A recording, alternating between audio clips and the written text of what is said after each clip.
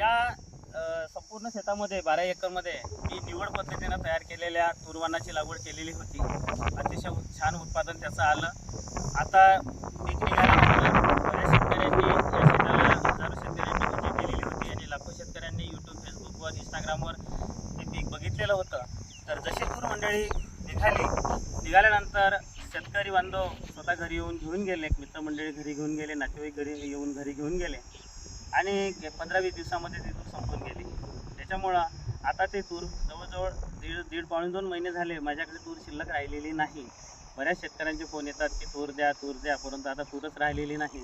आणि दुसरी गोष्ट मंडळी कसं आहे की हे तुरीचं जे वाण आहे याच्यामध्ये रोगिंग खूप महत्त्वाचं असते. दरवर्षी 15-20% झाडं, अडवू हे झाडं याच्यामध्ये येत राहतात. तूर पीक कोणतेही घ्या, मधमाशामुळे, हवेमुळे क्रॉस पॉलिनेशन होऊन त्याच्यामध्ये अडवू झाडं 10-20% मिक्स हे येत राहतात. आणि ते मिक्स झाडं मी त्याला चिंध्या बांधून ओळखण करून ते वेगळे काढलेले होते आणि जे काही चांगलं बियाणं होतं ते आपणापर्यंत पोचवलेलं होतं. आणि हे ज्याचं जे उत्पादन आहे हे शुद्ध बियाणं तयार करण्यासाठी खूप मोठी मेहनत घ्यावी लागते. त्याच्यामुळं जास्त प्रमाणात हे बी तयार करता येत नाही. म्हणून यावर्षी थोड्या प्रमाणात हे दिलेलं आहे.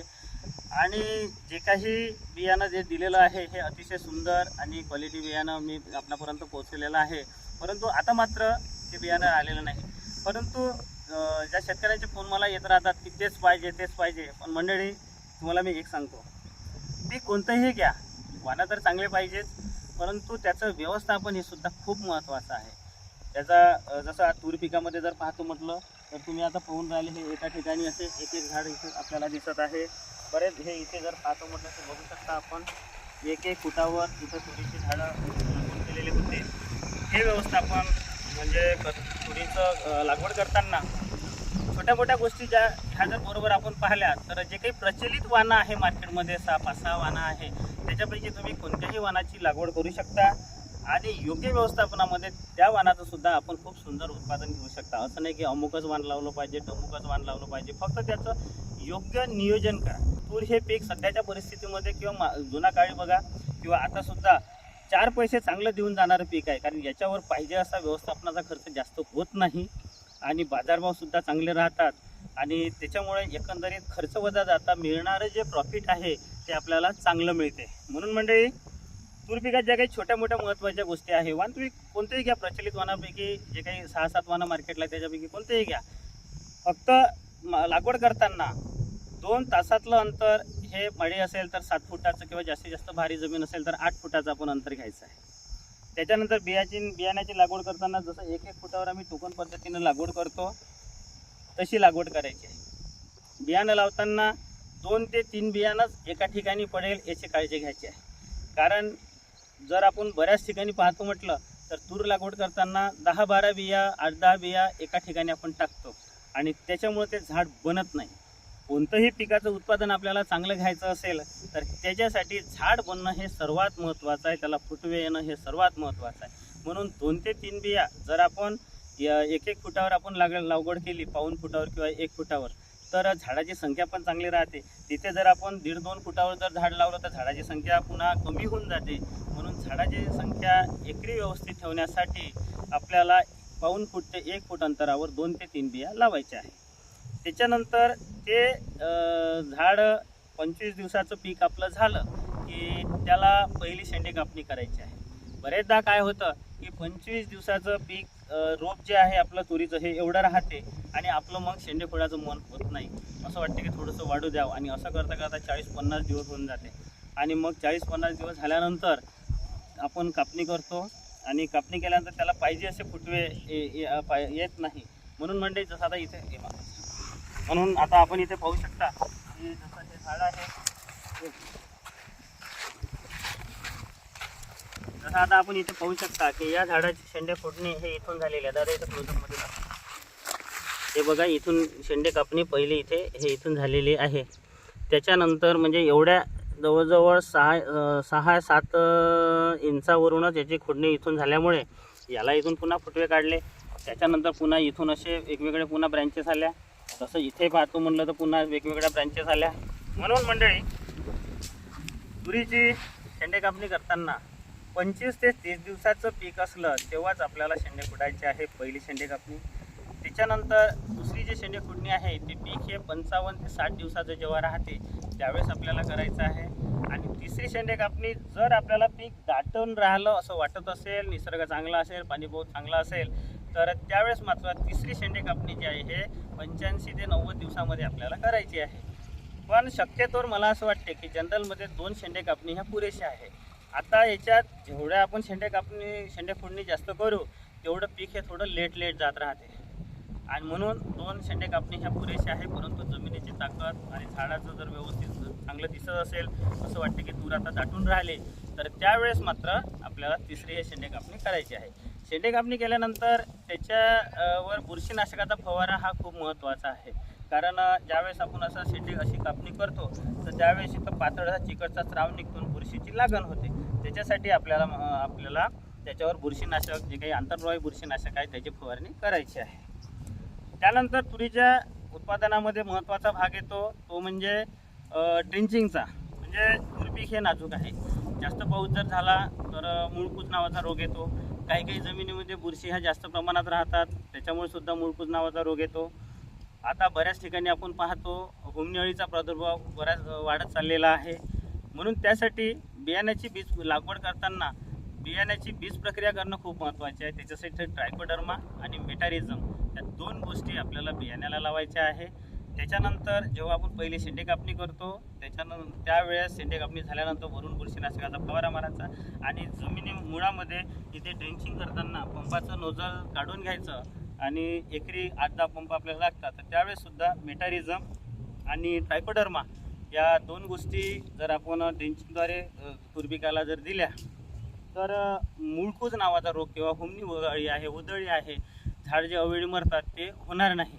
त्यानंतर जेव्हा तूर पीक आपलं शेवऱ्यावर येतं, साधारणतः ऑक्टोबर महिन्याचा शेवट हा तूर पिकाचा शेवऱ्यावर येण्याचा राहतो, तर त्यावेळेस पुन्हा एक ड्रेंचिंग आपल्याला मेटारिझम आणि ट्रायकोडर्माची करायची आहे.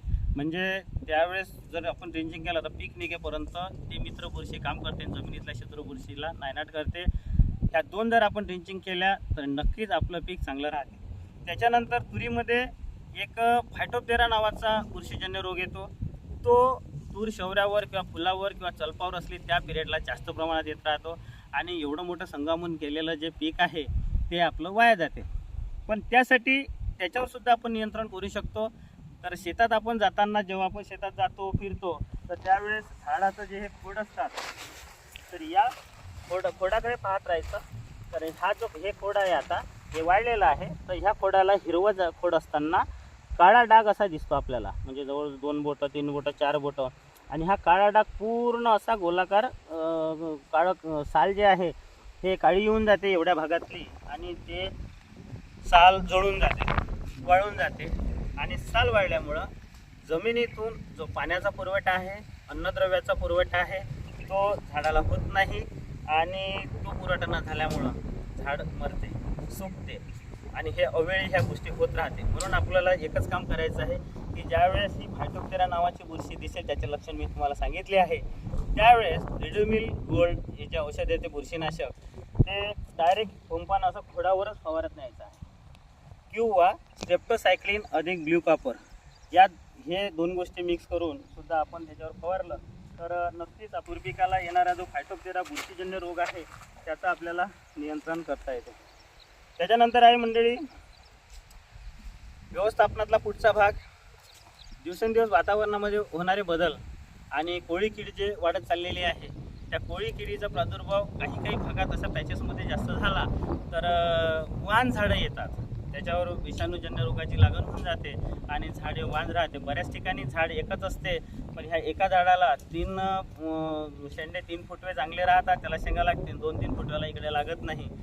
त्याच्यासाठी मात्र पोळ्याच्या दरम्यान सल्फरची फवारणी करणं आपल्याला खूप गरजेचं आहे. पण जवळजवळ 25 ग्रॅम सल्फर एका पंपामध्ये जर आपण टाकलं आणि पोळ्याच्या दरम्यान जर त्या पिरियडला फवारलं तर कोळी किडीचा नायनाट होऊन पीक आपलं तंदुरुस्त राहू शकते. कारण रोग आल्यानंतर वांज रोग आल्यानंतर त्याला आपण अजिबात रोखू शकत नाही, म्हणजे नाही. म्हणूनच त्याच्यासाठी अगोदरच आपल्याला प्रिकॉशन घ्यायची आहे आणि त्याच्यावर काही असा खूप मोठा खर्च पण होत नाही. सल्फर जर पाहतो म्हटलं तर अर्धा किलोचं पॅकेज 70-80-90 रुपयापर्यंत ते मिळून जाते. किंवा थोडं लक्षणं जास्त दिसत असेल तर वोमाईट येते, म्हणजे कोळीनाशकाची फवारणी आपल्याला करायची आहे. त्यामुळे पीक आपलं तंदुरुस्त राहते. त्याच्यानंतर आहे मंडळी, ह्या पिकाला अन्नद्रव्याचं नियोजन. तर खताचं व्यवस्थापन करताना जसं तूर पिकाला सुरुवातीला माझ्या मते खत देऊच नाही, पीक लावून द्यायचं. जेव्हा 1 महिन्यानं 25 दिवसानं आपण शेंडे कापणी करतो, इकडे शेंडे कापणी झाली की लगेच ड्रेंचिंग करून टाकायचं आणि लगेच त्याच्या मागे खत देऊन द्यायचं, म्हणजे 1 महिन्याने आपलं खत पडलं पाहिजे. तर ते खत देताना नायट्रोजन ज्या खतामध्ये कमी आहे, कारण ह्या तुरीच्या मुळाला गाठी असतात, वातावरणातलं नायट्रोजन घेत राहते, त्याच्यामुळे ज्याच्यात नायट्रोजन कमी आहे असे खतं म्हणजे 8-21-21, 9-24-24 किंवा 10-26-26 अशा, किंवा त्याच्यानंतर मग 12-32-16 अशा प्राधान्याने आपण त्याला वास्तविकपणे दिला पाहिजे.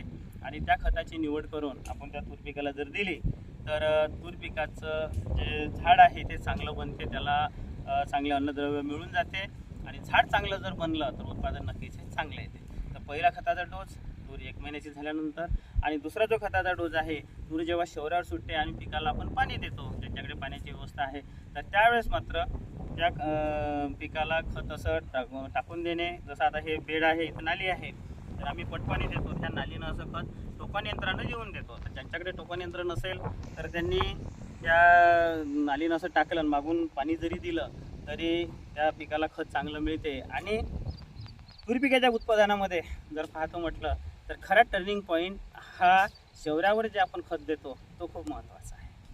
कारण त्याच पिरियड तूर हे आपण लावतो जून महिन्यामध्ये आणि काढणी होती आपली डिसेंबर शेवट किंवा जानेवारी महिन्यामध्ये. तर इतका जो मोठा काळ आहे तर सुरुवातीला दिलेले खतं तो पण तो पुरत नाही. म्हणून ज्यांच्याकडे कोरडवाहूची शेती आहे त्यांनी पाऊस जातो बा त्या पिरियडला पोळ्याच्या दरम्यान वगैरे आपण दुसरा डोस तुरीला देऊ शकता, किंवा ज्यांच्याकडे पाणी आहे ते शौर्यावर तूर सुटल्यानंतर खत टाकून पाणी देऊ शकता. आणि ह्या गोष्टी केल्यानंतर शेवटचा जो मंडळी विषय आहे तुरीच्या संगोपनाचा. कारण मला बऱ्याच शेतकऱ्यांचे फोन येत राहते, साहेब तुरीचं संगोपन कसं करायचं ते सांगा, काय करायचं ते सांगा. बऱ्याचदा बऱ्याच व्हिडिओमधून ह्या छोट्या छोट्या गोष्टी मी सांगत राहतो, परंतु पुन्हा नवीन नवीन शेतकरी जुळत राहतात आणि ते विचारत राहतात. त्याच्यासाठी त्या सर्वांसाठी हा एक छोटासा व्हिडिओ आहे. आणि तूर जेव्हा आपली शौरावर चांगली सुटते त्यावेळेस पाणी गुंडाळणारी अळी येते, तर त्यावेळेस मात्र क्लोरोसायफर अधिक 1261 याची एक पहिली फवारणी करायची आहे. नंतर तूर जेव्हा फुलावर सुटते तर 25-30% तूर फुलावर सुटल्यानंतर जसं बुरशीनाशक एखादी टेबुकोनाझोल आहे किंवा टिल्ट आहे, सोबत त्याच्या इमामॅक्टिन अळीसाठी.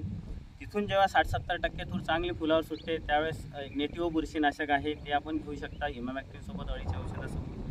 त्यानंतर जेव्हा 100% तूर फुलावर येते आणि चलप पकडायला सुरुवात होते तेव्हा मात्र प्रायक्झर हे एक बुरशीनाशक येतं, ते आपण फवारू शकता. असे हे 3 फवारणी, आणि चौथी फवारणी जर घ्यायचं काम पडलं तर पुन्हा एखादी नेटिव्ह आपण घेऊ शकता. तर अशा ह्या 3-4 फवारणी म्हणजे चांगले बुरशीनाशक कोणतेही घ्या. आता माझ्या अनुभवानुसार मी हे बुरशीनाशक तुम्हाला सांगितलेले आहे, परंतु जे काही मार्केटमध्ये चांगले बुरशीनाशक आहे त्या बुरशीनाशकाचा आपण योग्य तो वापर हा प्रत्येक तुरीच्या फवारणीमध्ये व्हायला पाहिजे. आता बुरशीनाशक हे कशासाठी, कारण ज्यावेळेस तूर फुलावर सुटते आणि तूर आपल्याला शेंगा पूर्ण पकडते तर त्या पिरियडला वातावरणामध्ये धुके धुयारी खूप असतात आणि धुयारीमुळे तुरीचं खूप मोठं नुकसान असते. कारण तूर पीक हे लाजवळ पीक आहे, धुयार पडले की फुलं गळतात, बारीक चलप पण गळतात. तर त्याच्यासाठी मात्र बुरशीनाशक एक 10-12 दिवसाच्या अंतराने जर आपण फवारणी केली तर नक्कीच त्या पीक आपलं सुदृढ राहू शकते आणि उत्पादन चांगले होऊ शकते. कारण सर्व गोष्टी आपण केलेल्या राहते, फक्त थोड्याशा फवारणीमुळे गमवायला जमत नाही. त्याच्यानंतर आहे तुरीचं पाणी व्यवस्थापन. पहिलं पाणी जेव्हा आपण शहरात सुटते तेव्हा देतो, परंतु दुसरं जे पाणी आहे ते तुरीला जेव्हा 70% चलप पकडते, बारीक बारीक चलप पकडते, म्हणजे 70% फूल जेव्हा दबते आणि 25-30% फूल पिकावर राहते, झाडावर राहते, त्यावेळेस आपल्याला हलकं पाणी द्यायचं आहे. जमीन पाहून, ज्यांची भारी हलकी जमीन आहे, मध्यम जमीन आहे, निचरा चांगला होतो त्या जमिनीमध्ये पोटभर पाणी आपण देऊ शकता, किंवा जिथे भारी काळीची जमीन आहे तिथं आपण हलकं पाणी देऊ शकता, किंवा काही जमिनी अशा आहे की ओल भरपूर राहते तिथं पाणी द्यायची सुद्धा गरज पडत नाही. तर अशा पद्धतीनं ते पाण्याचं नियोजन आपल्याला करायचं आहे. तर हे होतं मंडळी तुरीच्या लागवडीपासून तर काढणीपर्यंतचं थोडक्यात असं तुरीचं व्यवस्थापन. आशा करतो की आपल्या सगळ्यांना हे नियोजन माझं आवडलं असेल. गेले 20 वर्ष मी कंपनीमध्ये मार्केटिंग विभागामध्ये काम करत होतो. त्याच्यानंतर आता 12 वर्षापासून माझा कृषी सेवा केंद्राचा व्यवसाय आहे. ज्या काही माझा अनुभव आहे, जे काही मी फील्डमध्ये फिरत राहतो, तर तो अनुभव आपल्या सर्वांसमोर शेअर करण्याचा माझा प्रयत्न राहतो. आणि याच्या व्यतिरिक्त अजून जर आपल्याला काही माहिती लागली असेल तर कळंब, तालुका कळंब, जिल्हा यवतमाळ. तर कळंबला बसस्टँडजवळ प्रगत शेतकरी कृषी केंद्र नावाचं माझं दुकान आहे.